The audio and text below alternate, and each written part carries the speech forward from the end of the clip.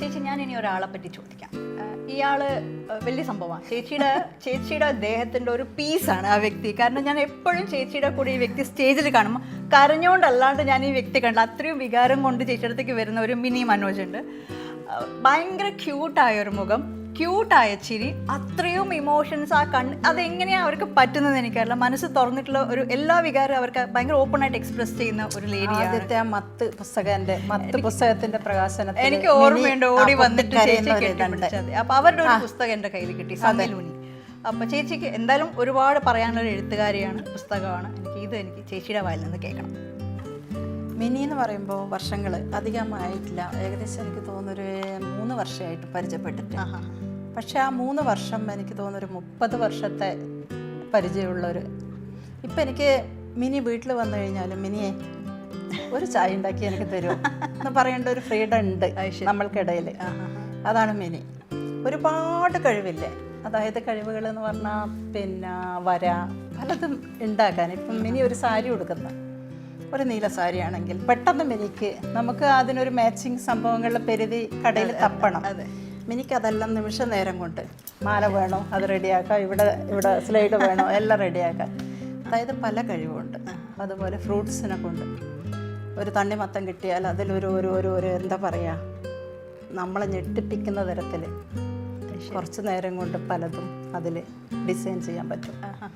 അങ്ങനെ പിന്നെ നല്ല ഭവ്യതയാണ് മനുഷ്യരുടെ സംസാരിക്കുന്ന രീതി. കോഴിക്കോടുകാരിയാണ്, വളരെ എളിമത്തുണ്ട്. പക്ഷേ ഈ കവിതകളിൽ ആദ്യമായിട്ട് എഴുതിയതായത് പുസ്തകം അന്ന് എഴുതുന്നുണ്ട് കവിതകൾ. സമ്മിലൂനി എന്ന ഈ ഒരു പുസ്തകം, സമ്മിലൂനിൻ്റെ അർത്ഥം തന്നെ ആ ഒരു സ്നേഹത്തിൻ്റെ പുതപ്പ് പോലെ. അതായത് നമ്മളിപ്പോൾ ഒരു സ്നേഹം നമ്മൾ ആലിംഗനം ചെയ്യുന്ന ഒരു സംഭവമാണ് ആ സ്നേഹം. അതാണ് ഈ ഒരു സമ്മിലൂനി. മുഹമ്മദ് നബീൻ്റെ ഒരു ഇതിലെ പുതപ്പിട്ടു മൂടു ഖദീജ എന്ന് പറയുന്ന ഒരു പാട്ടുണ്ട്. ശരി, അതാണ് സംഭവം.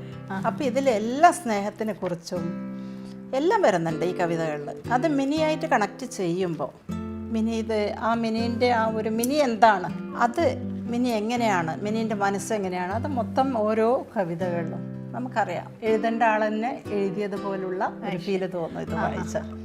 ഒരുപാട് അറിയുന്നതുകൊണ്ട് ഞാൻ പറയാം.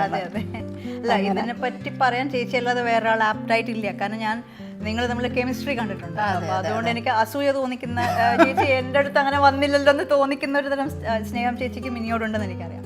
അപ്പോൾ അതുകൊണ്ടാണ് എനിക്ക് തോന്നുന്നു ഇതിനെപ്പറ്റി അറിയാൻ ഒരു പക്ഷേ. ഇതെന്തായാലും സീമ വായിച്ചില്ല എങ്കിൽ വായിക്കാം. എന്താണെന്ന് വെച്ചാൽ എല്ലാം ഒരു പ്രത്യേകതയുണ്ട് കവിതകൾക്ക്.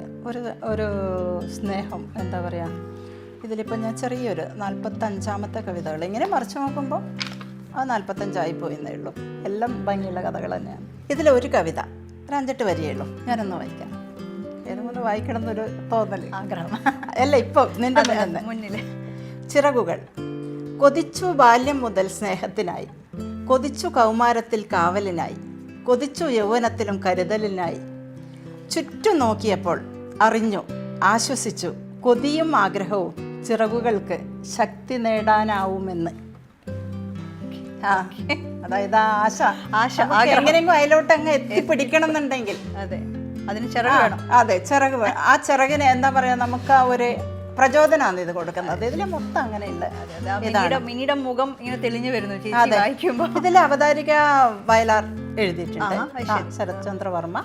പിന്നെ നമ്മുടെ പി കെ അനിൽകുമാർ എഴുതിയിട്ടുണ്ട്.